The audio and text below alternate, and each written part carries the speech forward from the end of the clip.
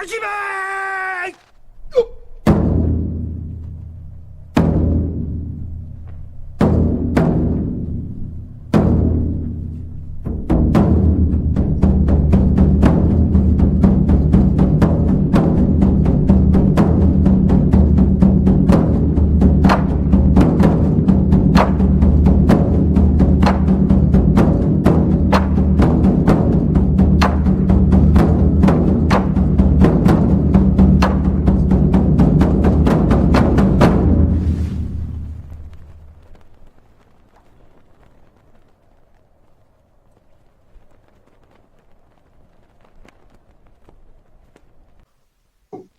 Hey, ladies and gentlemen, legionaries, this is General Lance, joined here with me with Peter Wrangel, who is National Guard intelligence officer, also fellow shitposter on the internet. I'm very glad to have him on. Thank you for coming, brother.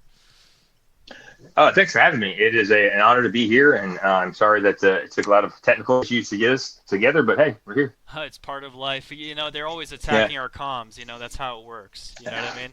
Yeah. Oh, yeah. But so obviously we've known each other for a long time, and if anyone is familiar with your work on the Twitter and between shitposts and actual real talk, you know, a lot of things are going on in the world. Let's just say that, and I think a lot of stuff can be lost in the void of information warfare, especially because of false signals being given off by both NATO and CSTO forces and so on. But we don't really know what's going down.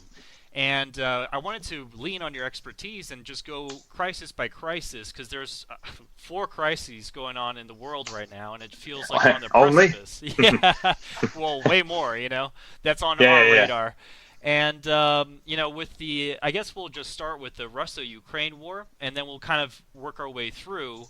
But I wanted your general opinion before we get into any specific crises or anything like that. What your feeling of the American empire, or the democratic, the oligarchs, the global American empire, if that makes sense. So what's the status? The international liberal order, rules-based order, and all that. Yeah, exactly. If you could just give us a rundown of its status, that would be great. Before we start. Essentially, you could say the American empire, the global empire that is the United States, ended at the same day and time as the USSR. After that, there was no nemesis. There was nothing. There was the peace dividend that was to be turned in or returned back to the United States never really did, and ever since then has really accelerated the downfall of the states. Okay, and as far as you're concerned, so I'm a huge Cold War appreciator, if that makes sense. I do a lot of research. I'm actually reading a lot of declassified files on Senator Joe McCarthy, finding out a lot of the things that he said was right. Yeah, exactly. But I wanted your opinion as far as, like, what is the rules-based order? For me, I think that they're basically Gramsciite communists, but what do you think, and from your perspective? What would you? Well, I mean, the issue at hand really is the rules are whatever they want them to be. That's it. I mean, it could be communism, socialism, whatever. It's whatever they want them to be that empowers them, and that's what it is. So they're very Machiavellian, just kind of self-interested people. They don't give a damn about ideology. See that? No. They don't really have an ideology. They are more. Their ideology, as you would say, if you could say, is to them and their power and continuing that power. I see. That makes a lot of sense. I mean, for me, I guess, it's kind of one of those things I have endless debates on, but I don't want to get too squashed down in the quagmire. But as far as I'm concerned, GWOT and the associated events which have happened in the last few years have really undermined the legitimacy of this oligarchic order. And I feel like, maybe you might disagree, but the military and economic readiness of the United States and its accompanying client states, which are in the EU and so on, are really not prepared for a confrontation between us and a bloc with the Iran, PRC, and Russia. Yeah. I mean, would you agree, disagree? What's your personal opinion about all that stuff? Well, essentially nature abhors a vacuum, right? So if we are on the decline, whom is on the upswing, right? Right. So that makes one think that maybe it's a little bit more, maybe it's bigger than just like nation states. Mm-hmm. That there are organizations, and and I'm not trying to sound conspiratorial, but like national organizations that are really the ones in power, and they're just using nation states to get what they want. So, I mean, I guess that's interesting because it feels like no matter, if one gets clobbered or the next get clobbered, it really doesn't matter because it's this floating aquaponic elite that needs to be crushed. Yeah, so here's a good example, right? So the Russian Ukrainian War, right? Mm-hmm. Obviously, Russia shouldn't have invaded Ukraine. War's bad. Millions are dead, right? Mm-hmm. But who's the biggest winner out of all this, right? It's defense contractors. Exactly. Transnational defense contractors, and also a little small nation along the Caspian Sea that people really don't like to talk about, because they pay very well when it comes to lobbying and to keep their name out of the news, or if it's in the news, to make it sound like it smells like roses. So. Right, of course, yeah. And I mean, they can shit on your plate, but don't tell me it's a burger. Yeah. You know what I mean? Yeah. So I mean, and so to make sure, to be perfectly clear, I am talking about Azerbaijan. So. Right. I know what you're talking about. So Yep. It's actually interesting because the Nagorno-Karabakh, I forget how you pronounce the goddamn place, but it's interesting that they get away with ethnic cleansing of Armenia. Oh, yeah. And, people just don't even bat an eye. They don't care. You know what I mean? Mm-hmm. Yeah, there's a quite prominent shield for Azerbaijan on Twitter. I don't necessarily follow him, but he does pop up in my feed every so often. And so I got to dunk on him and, report on the whatever human rights index that they publish, whatever international organization does. And I'm like, hey, look, Azerbaijan has like a 1. Armenia is at least a 50. Right. Stuff like that. Yeah. Right. No, it's funny because it's like, I don't want to get too far into it, but it seems like there are a lot of things on here. The internet getting paid to shill for things. And yes. Where are my teal bucks? Where are my big bucks? I know, man. God damn. I know, man. I mean, where's my Musk dollars? I actually pay Musk for internet too. So I'm like, what the hell? Exactly. No. But all right. So I mean, I'm sure you've seen what's been going on as far as the Avdiivka pocket, and I kind of wanted to get into the military techniques, aside from politics itself, about the war and about the Russian war machine, and what your appraisal of the Russian war machine has been in the campaign, and how do you feel I guess the conflict seems like it's circling the bowl. How you think the conflict will end, and so on. Okay. Okay. I mean, do you have a general question? Do you have a specific question, or just kind of like you want me to like start like freewheeling? Just give us the Kurt Cobain shotgun. Yeah. The Russian military, even when it was the Soviet military, really wasn't that good. Mainly because of issues when structure, the NCO versus the officer corps. So the lesson, the Soviet Russian Army is not based around the NCO as it is in the American or Western Army. It's based around the officers. So officers are the ones who actually do the work, and NCOs kind of do whatever, right? They're the cannon fodder, you can say. So that makes some very interesting doctrinal and structural issues and systemic issues in your military. So it is what it is. So that's what they are. And then follow the Soviet Union, you have the less access to money and all that, loss of pride. And so the Russian military just isn't that good because it represents a nation that is inherently on the decline. So it's hard to grow. It's hard to have a functioning military with like a sense of pride and such. So it's not an army that you would think of or in Western standards, right? Mm-hmm. But does not make it a weak army or a army that cannot accomplish its objectives. Mm-hmm. Whether how messy it is how they do so. It is still it's a potent army because it has access to a lot of equipment. They're not quite as squeamish about killing or soldiers dying, and their way of fighting, their concepts of deep strike and such are interesting. They're different than Western thoughts, and because they're different, it's very hard for Western military thinkers to challenge it, right? Because they're used to fighting Western way, in a Western way. Right. Well, the Soviets, the Russians have their way, good, bad, or indifferent. But for some reason, Western military leaders think that, well, the Western way is obviously superior, so they don't really think about how to challenge the Russian way. Because why should they? Because it's so inferior. Why even bother, right? And I think the interesting thing is that we assumed that the Gulf War was an indictment on Soviet doctrine without actually thinking that maybe it had nothing to do with it. You know what I mean? Because I think the Iraqi army sucks. Yeah. I mean, the Russian army. I mean, they were thrown together, conscripts and convicts and such, and the drive to. I'm still trying to understand why. They drove on to Kiev like that. Doctrinally, I don't see it. I don't understand why. It makes no sense.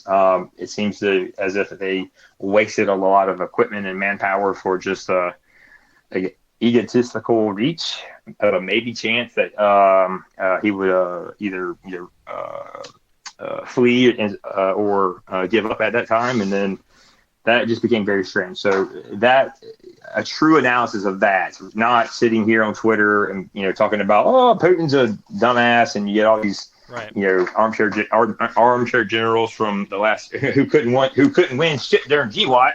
Right. Talk about Russia. A true analysis of that operation would be very interesting to read in the future. But I have no interest or care to read about these armchair generals and their interpretations beyond dunking on them. So of course, and I mean the interesting thing to me, I mean I've really enjoyed reading a lot about deep operation doctrine and stuff like that, and seeing how it would play out. And I my personal take on it has to do with just that the entire pincer movement from the north, I think, was always meant to be kind of a diversionary stratagem to kind of throw Kiev into a loop, and obviously it didn't, because obviously they put up a substantial defense, which actually has held the Russian forces at a halt.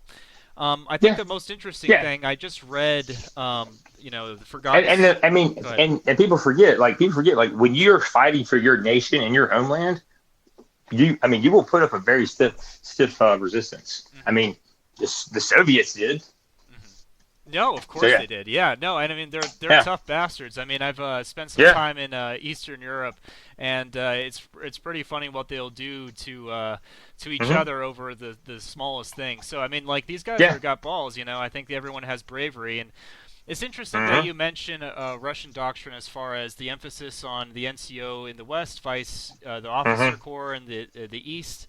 And I mean, I have a slightly different read. I am by no means like a Russia shill, of course. I'm an American. I'm pro-America, but I would say that they're, like, aside from their demographic issue, I think they're on the ascendant. I think that their economics are ascending, strangely enough, and it seems that they actually have room in their budget and a more robust economy than ours, or at least what we thought was possible, of course.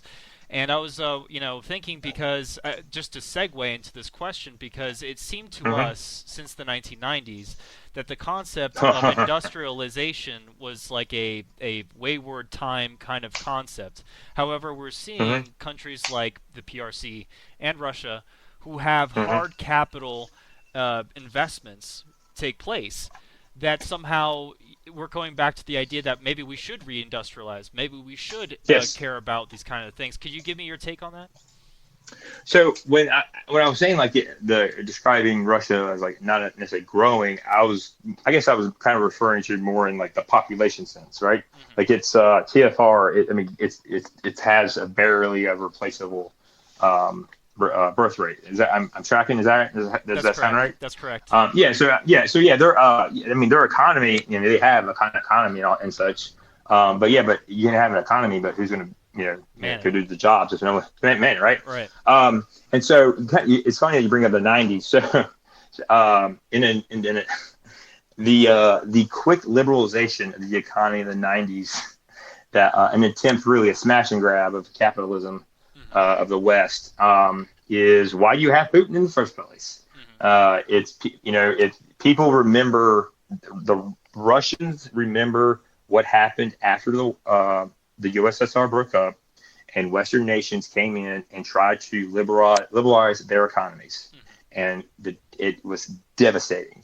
And those memories are still lingering, and that is why Putin won and keeps winning. I mean, people can cry election fraud all they want, but people's memories of the 90s are long and deep. And I think that's a lot of people take for granted. And I think, in my personal opinion, the underlying ideology of liberalism, let's say, which is neoliberalism, which incorporates neocons and liberals as such, I think is being it's on the downturn. I think it's like this is the last generation that'll be a major force, and I mean, I personally think that's a good thing, and I don't think it's really hopeful thinking. I think a lot of people, especially in emerging countries, really reject liberalism as a total ideology or philosophy of life. Now, I mean, if you want to transition and pivot to Syria and to the proxy conflict in Yemen and Israel, do you have any basic things to talk about that specifically? Because it seems to me that these things are related. You know what I mean? Oh yeah, they're all related. I mean, so I'm trying to think a little about the history of Yemen, but I mean, Yemen essentially doesn't want they've been fighting the Saudis and for eons, different tribes. So they are a proxy war between Iran and Saudi Arabia.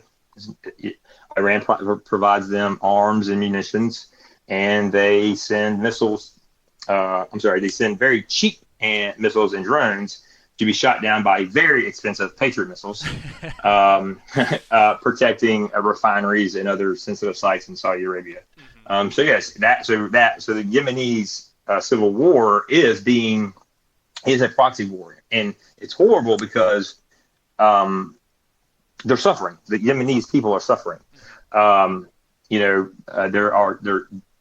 suffering at the hands of the Saudis, and they're suffering at the hands of the Iranians, and so they're just being used as pawns in their great game of trying for dominance of control of who's going to be in charge of the Middle East, and then when you pivot to Syria is just a giant shit show. Left, right, everywhere. So I mentioned earlier, kind of what began my transition from what you would consider the American soldier, believing in everything being told about the military, the patriotism, all that kind of stuff, and the Arab Spring and the administration's reaction to it really started making me ask a lot of questions. And the Syria situation was one of them. And I started asking myself, why are we attacking Syria? Where does that have to do with, where is that in GY? Where does that in the resolution that was passed by Congress? And, and when you see it as, again, a proxy fight between Russia and the United States, well, that makes sense. Well, because Syria is a client state of Russia, has been, in its empire right before it was a Soviet Union, as a port in the Mediterranean. Simple as that. Very simple international relations, foreign policy, realpolitik type stuff, right? I mean, very simple stuff. And when the Arab Spring kicked off, right, it was just kind of like when 9/11 happened. It gave some people the leeway to do things, that being trying to replace Prasad because they didn't like him, and because he's an ally of Russia, and two, because of certain actions of during the Civil War, right? They see him as a butcher, they see him as using poison gas, and so it gave the green light to certain forces within the U.S. military, U.S. government, and European governments to do certain things to try to overthrow him that blew up in our faces. And that is possible. The inability to overthrow Assad is a huge black eye to American foreign policy. Of course. The fact that he is still in power, right? Yes, I got it. His country's kind of divided between all these certain camps. Is a huge black eye. Okay. And the fact that the U.S. government, the whole movement of money and funds and munitions to groups that were terrorist organizations, right? And that they were given the thumbs up by the former John McCain and Lindsey Graham. That's a huge black eye. Then on top of that, right, you have one of the largest human migration, suffering, whatever you want to call it, in human history going on because of the what became the Arab Winter. What happened in Libya, what then drove Syria, is just this large. Then it led to this large displacement of first Northern Mediterranean, then later mid-Africans into the belly of Europe, right? Totally destabilizing the nation or the European continent. And there you have Turkey and playing with the strings, trying to play both sides. Of course. It seems like they're leveraging the ingress of Sweden into NATO as a kind of political. Oh, yeah. No, yeah. So Turkey, Erdogan is possibly the greatest destabilizing force in the Middle East, even more than Assad or anyone, because he is attempting to reestablish the Ottoman Empire, and will pull any string as necessary to make that happen. Whether that is using refugees or migrants as bargaining chips with Europe or the EU, or again doing the same with the accession of certain countries into NATO, right? He holds millions upon millions of refugees that were created by the Syrian and Libyan wars. And he uses that as a means to gain a lot of leverage over Europe. I think, obviously I'm not partial to Erdogan either, but it's interesting that they have such great statesmen. You know what I mean? I hope that the United States returns to something like that because, it is refreshing to hear of men talk about real politics and actual conquest, as opposed to I don't like the liberal I don't like pacifism. I don't like this stuff. Life happens when when there's conflict, right? And so I guess I kind of admire that in a way. Obviously, he's my adversary. I'm not fetishizing him, but I kind of think it's interesting that people, I hate Francis Fukuyama, a guy that said that the end of history are being put out to pasture. That's it. There's no more conflict. I hate him so much that how demoralizing it is to read his books when you're 14 and you're just getting started at life. No, but anyway, I think. Go ahead. I think the death of Henry Kissinger, while it became like a game or a meme, and people's reaction to it, press S to spit and all this kind of stuff, it's an ending of an era, one that you may not agree with, one that you may be totally against, right?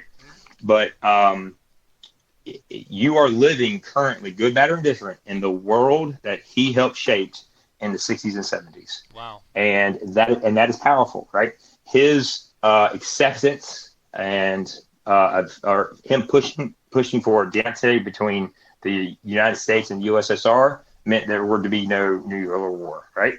Him embracing and pushing realpolitik into national foreign policy is why it was more important for America to win than to point fingers at our allies when they committed atrocities, right? There's a reason why Iran-Contra occurred, right? So I would love a return back to the days of a realpolitik and away from this type of liberal, bleeding heart foreign policy. Me too. Holy shit. Amen. Yeah. Yeah. Oh, yeah, me too. Country A has very clear foreign policy goals and needs or whatever. Country B does the same, and in all irony, it leads to more peace than one might Yeah, think. yeah, You know yeah, what I mean? yeah. Because it's And actually then addressing the reality of life. But go ahead. yes, and so then you go and enforce, or you go and try to fulfill those things. And if your allies, butcher a couple thousand people, well, golly gee willikers, it's either that, it's either that, or our entire nation is, consumed by nuclear fire. So what are you going to do? Right, right. I mean, it really isn't. It's not much of a dilemma, I mean, yeah, and I'm being somewhat sardonic, but yes, we need more realpolitik in foreign policy in the United States. I completely agree. Yep. So, I mean, moving on here to, obviously we're talking about these conflicts connected, and I wanted to, which is something from my Marine Corps background, is constantly harped on for 10, 20 years. A big, follower those poor Marines, man. General Spalding and stealth war and so on, and the coming crisis with Taiwan. Now, it doesn't seem to me that it seems like the PRC's MO is to actually take offensive action. I think they want to do through unrestricted warfare from, I think it's Colonel Yang. I forgot his name. I'm sorry. I apologize. So I won't even bother. But basically the idea that I think the Chinese will actually do a long-term plan of, systemic destabilization, economic warfare, and so on, and arrive at a diplomatic outcome as opposed to taking effective military action. I mean, what do you think with the Taiwanese crisis? What's your read on that situation? So let me just make sure I hear you right. Okay. So you're saying that the PRC, the CCP, is kind of taking the long view, and they're and they're willing to wait out the United States or whatever in order to gain Taiwan or do whatever. Is that kind of what you're saying? Yes. Like they're doing long game? Yes. So I've kind of gone back and forth about that, right? So the issue at hand, and I think that people don't quite understand it's hard to understand the impact of it because it just was so foreign to Western ideals, was the one-child policy, right? So, one-child policy, I can't remember the exact dates, but that is what Google is for. So the one-child policy essentially said that because of overpopulation or population size, people could only have one child, and it lasted from 1979 to 2015. Okay. So what it did to the imbalance or the balance of what a healthy demographics looks like is really going to be the biggest driver in any decision-making process that the Chinese make. All right. So because men were more valuable than women, more men exist in China than women. Right. Okay. All right, so then, that leads to a mismatch in marriages, right? So that means there's not enough women for men, right? Okay, their economy is kind of going down right now because it's so much tied to real estate. Okay, so what are you to do with millions upon millions, if not hundreds of millions, of men who have no marriage prospects and no economic security? Yeah, right, and then. Right.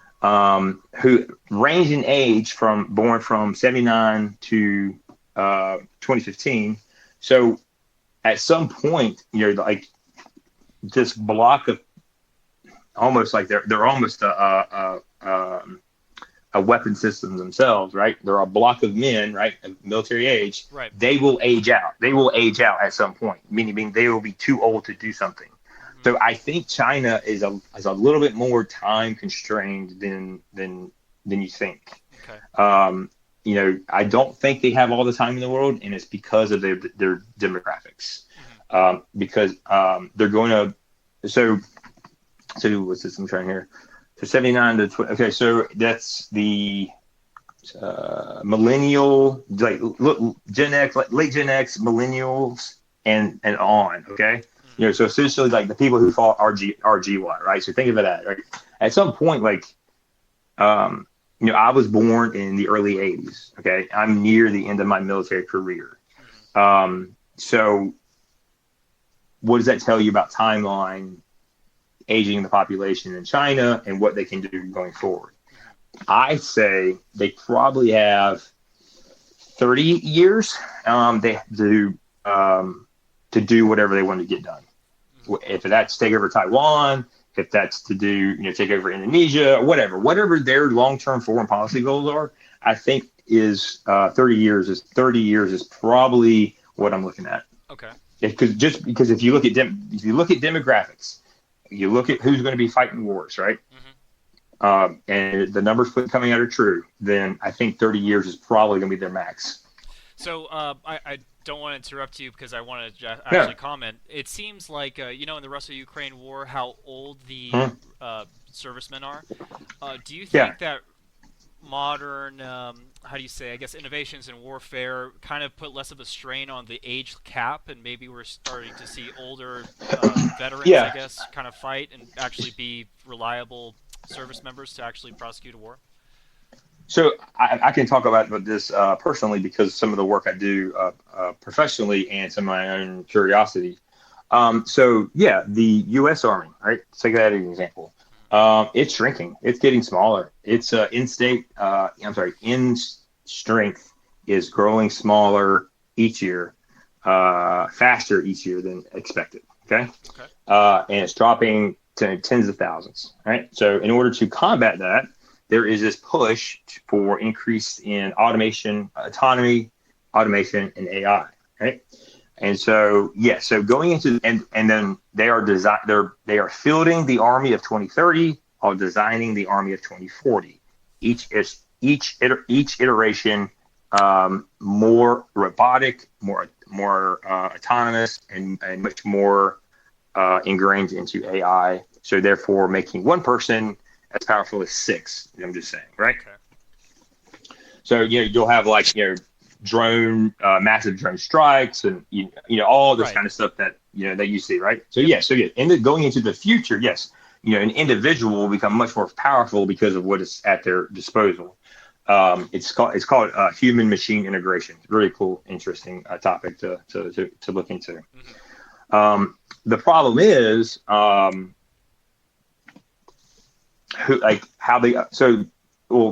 China it's a little bit different, but so. Yes, that's going to occur, but who can afford it? Is how quickly can it be fielded, and then the viability of it, right? I mean, these ideas and concepts and doctrines are great until they're tested, and then they turn out to be shit. So, I mean, there are pushes to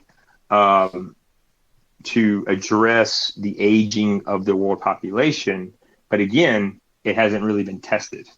And again, these doctrines are been, and these doctrines and these concepts have been written now, unknowing of what the situation will be in 20 years. I mean, the army wants to electrify all of its vehicles. Okay, I mean all weapon systems, everything. Okay, really? Okay. What the hell is it? Yes. Okay, so what is that going to do? Right. Okay. Yeah. So then is China going to do the same thing? Right? Will China?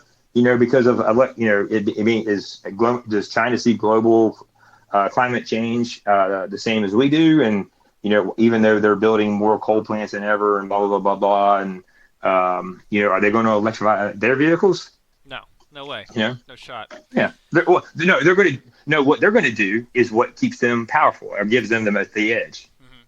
Of course. I mean, they're self-interested, and I think they have a lot less ideological constraints which plague us. And speaking of Kissinger, I love the fact that you brought him up because he actually wrote some interesting books of diplomacy that sticks out in my mind.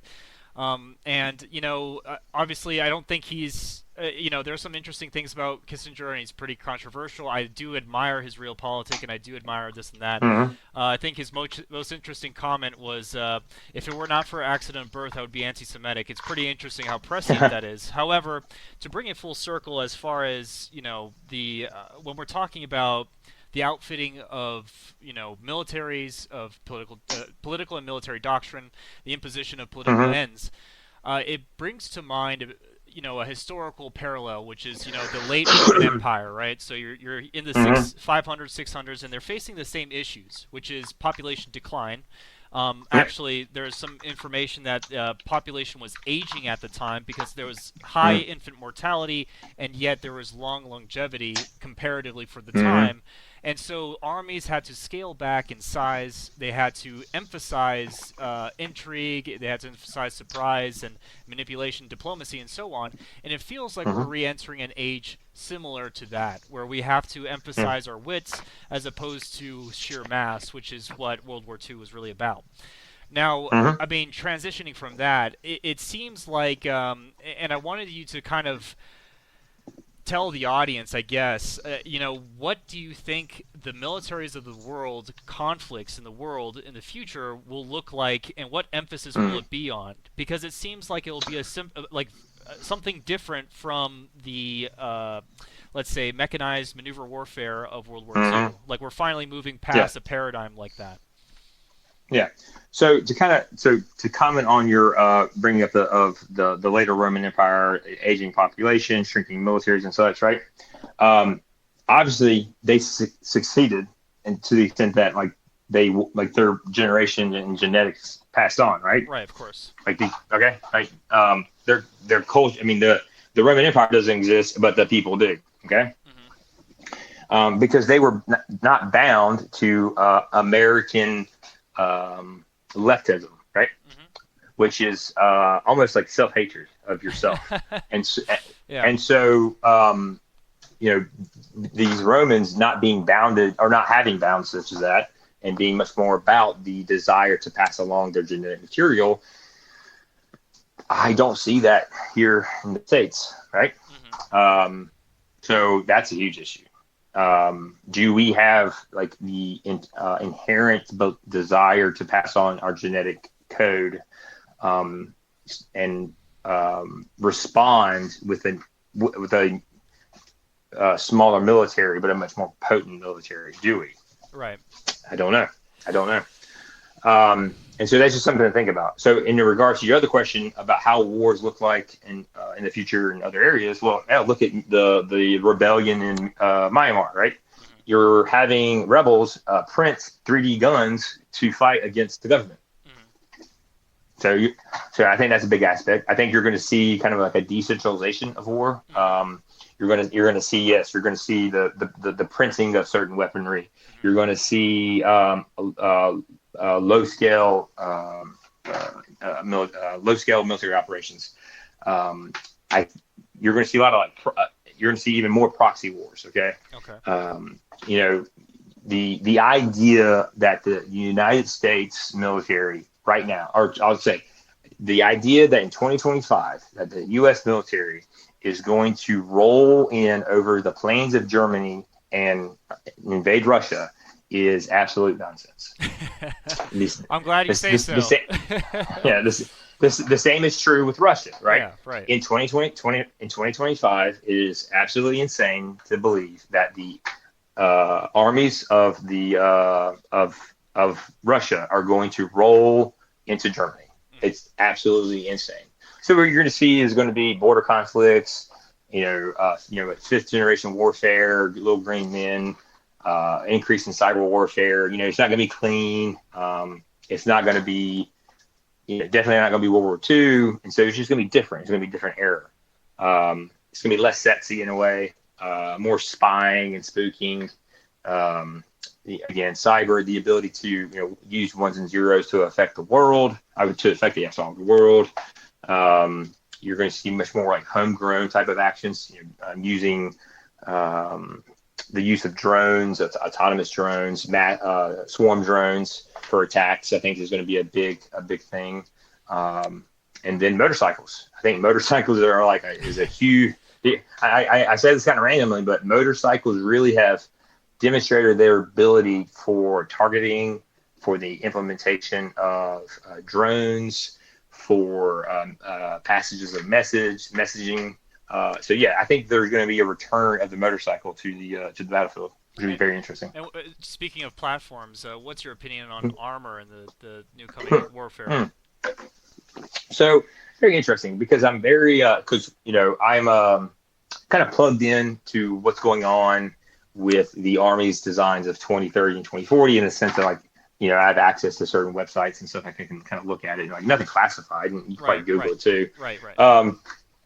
I don't know. I mean, the big five, right? That dominated the end of the Cold War. You know, the Bradley, the Abrams, the Apache, the Patriot, and I can't remember what the fifth one was. So the big five, they are entering 80 years old as a concept. Mm-hmm. So I mean, are they still applicable? Well, according to the U.S. Army, the Abrams tank will be the Abrams tank, but maybe just with the electrified, right? Right. Okay. I think the Bradley is getting 100% replaced. With what, I'm not sure. The Apache, okay, so it's a helicopter. So how do you change that much? Really, what it would be replaced by would be drones, autonomous swarm drones, right? Mm-hmm. So yeah, I mean, you're going to see the platforms change or go away, but what the mission sets they would fill stay the same. If that makes sense. Yes, it does. I don't think the tank in itself is going away. I don't know why people would think that. Mm-hmm. That's why I was very surprised why the Marine Corps gave up all their tanks. Right, and then no. Go ahead. So go ahead. No, you go ahead because it's your input because you're a Marine and all that. Yeah. I mean, from what I understand, the idea was that basically the logistic chain for the Abrams was too high, as well as the fact that basically we didn't have the best, Abrams types, and also money constraints, and basically the way that literal warfare is going to be waged, it seems like a lighter tank platform would have been best, and I think they just decided to cut it, kill that, stuff that baby quickly, so that way people don't get up in arms about it. But that's their opinion, it's not mine. You know what I mean? I gotcha. I mean, the U.S. Army is building and adopting what would be called a medium light tank or something like that. And so it's not replacing the Abrams, it is there to complement the Abrams. And I'm trying to, I took a bunch of, I got some notes somewhere from where I was taking it. But it's just a smaller tank that could fit in a certain airframes. Yep. So I actually have a question for you. As far as IFVs are concerned, I'm sorry, what? Can you say again? Infantry fighting vehicles are concerned. Oh, IFV. Okay.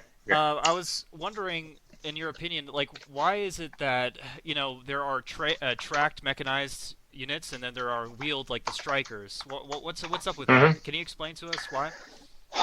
To be honest, I mean that's the same question I still have. Why the Soviets used tracked and they used wheeled. Right.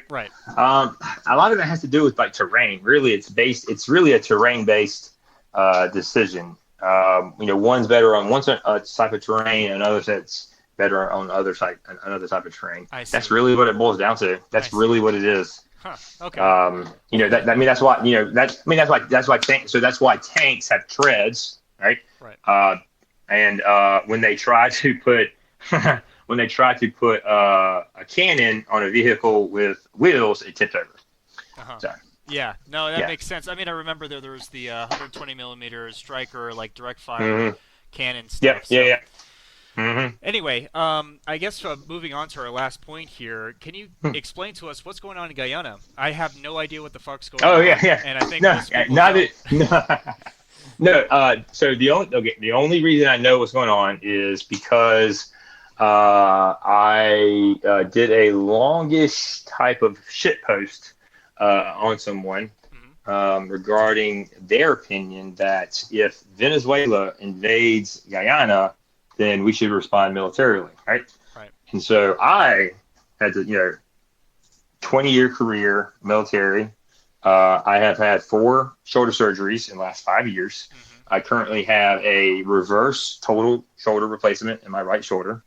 I am old and broken down. I have PTSD.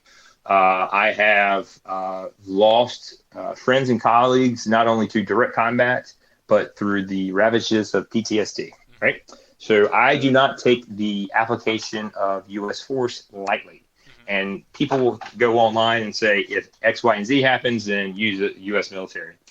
I will very quickly jump with both feet down your shit. With few occasions, if the U.S. military were actually unleashed against the drug cartels, I would actually support that. So I do believe in the Monroe Doctrine and all that and such, but the fact of the matter is, we do not have the capabilities, we do not have the military force, nor do we have politicians who are willing to make the domestic foreign policy decisions required to enforce the Monroe Doctrine. And because we don't, we are not going to send young men and women down to a place that is just going to be Vietnam 2.0. And so anyone who says that we should, what they need to do is find their nearest recruiting station and sign up. No, I agree. That is quite possibly the most when people who don't serve, again, it's fine. You can have your own military opinion and all that kind of stuff, right? Right. Of course. But then they throw around, you throw around, oh, we should invade this country. Oh, this, blah blah blah blah. Oh, Russia needs to be turned into 6 nations. Oh, China, blah blah blah blah.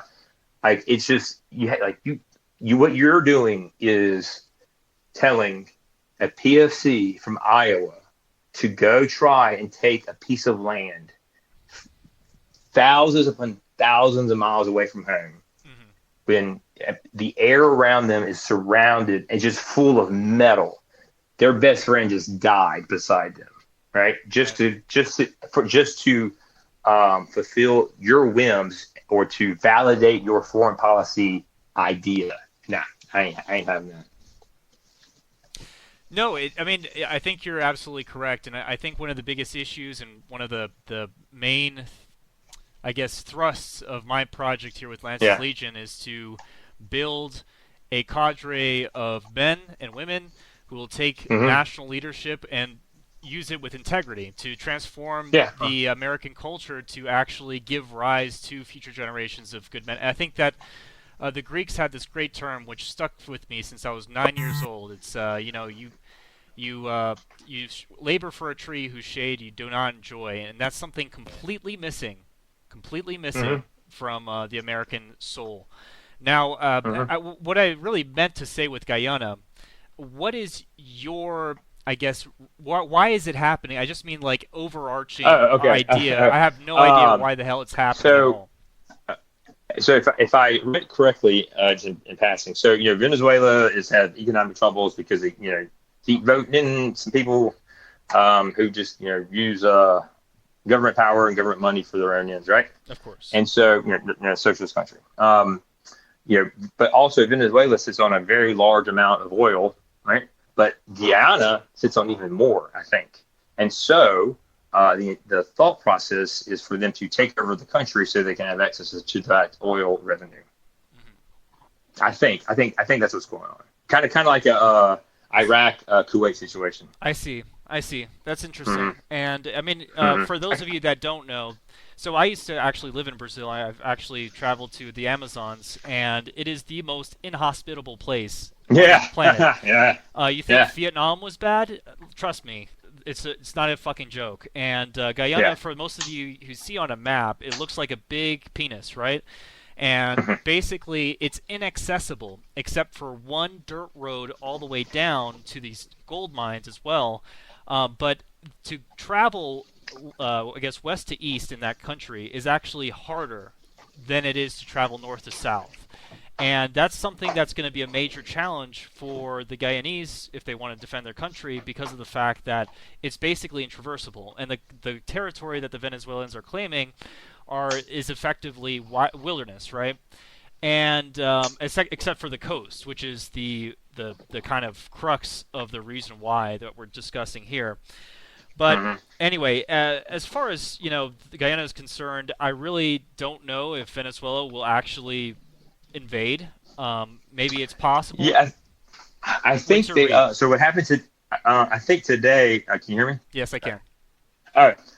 So I think today what happened is they approved a referendum to take over a portion of Guyana. if that makes sense. Yes.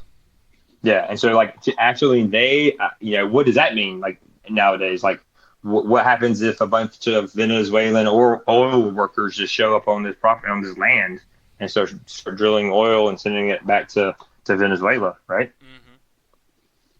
I mean, that is the challenge. I mean, it'll be interesting to see if we interdict, just like we did in Grenada, because but can we? I don't think that's so. The question. I don't think so, and I think that you're absolutely right. I mean, look at the U.S. Surface Navy is a total rust bucket navy. Recently, collisions at sea at drill have been way higher than ever before. The aging platforms of the Surface Navy cannot compete with the increasing needs for it, and also the advent of course, hypersonic missile technology and shore-to-ship batteries are something that we have to consider as far as like high capital-intensive platforms, which the Navy and I'm sure the military in general are fielding. And so, I mean, people think, okay, what's the Venezuelan military? Yes, that's fine, but they're being advised by Russian military assets, which are actually extremely capable. Well, I mean, I don't want to get too far deep into things, but I just give you your closing thoughts as far as the state of the world, if you can. Well, I don't want necessarily people to believe that, like, our military is still powerful, right? But it's in a bad spot, okay? Like a very, very bad spot. Like China, the only reason China has the fighters they do is because they just steal our plans and then build them, right? Right. They have no capability to actually innovate. According to my wife's theory, is because that was bred out of them during the Cultural Revolution. Right. Tall poppy syndrome. So like anybody who had independent thought or any of that kind of stuff was like all bred out of them, so then they can't innovate. So I don't want to go around and say like our military is weak or whatever in that sense, but like what we are is a smaller military with less capabilities because of that we cannot respond to any and all situations in the world. And the fear that a aircraft carrier coming down to your coast isn't quite the same nowadays, because you don't know if it's going to be in port. You don't know if it's going to be in maintenance. You don't know if the commander is going to be relieved because of also confidence, right? Right. So it's a little bit different. We're still good. The people behind us are still pretty shitty. But that shouldn't be good. Like that shouldn't be the goal. Like the goal shouldn't be like, well, we're like the best of the worst. We're like at least not bad, right? But yes, you are right. Like our Navy is in horrible shape. Yes, that are bus buckets. I talked to the story came out about the Coast Guard having to cut 10 cutters, and that's having a huge impact on operational ability. You have the op tempo of the National Guard and active duty just exploding above levels from the GY, and this is all having an impact on our ability to respond to true crisis.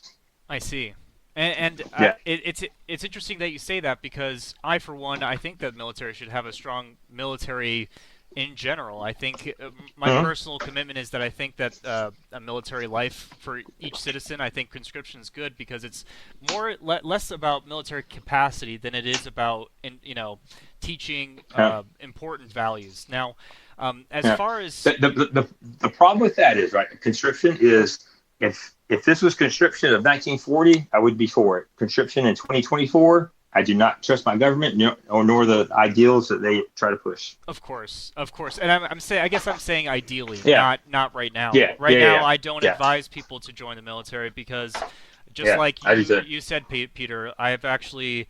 So I've had friends. I had one friend that took his own life. Yeah. And sorry, I'm truly sorry to hear that. Yeah, no, it's. I guess I know, what I'm trying to say is for what? It's one thing if it's for a greater good for something, but it makes you ask yourself for what. Anyway. Yeah. Oh God. Go ahead. No, it's just sometimes I just kind of deep dive into certain people's Twitter accounts, and especially those who would be considered GOPE, and they're kind of like disdain for anybody who criticizes the Iraq, for as they say, the new right or the dissident right. Their hatred of those people when they criticize how we did in Iraq, and us labeling Iraq as a failure and so forth and all that. I just, it's disgusting.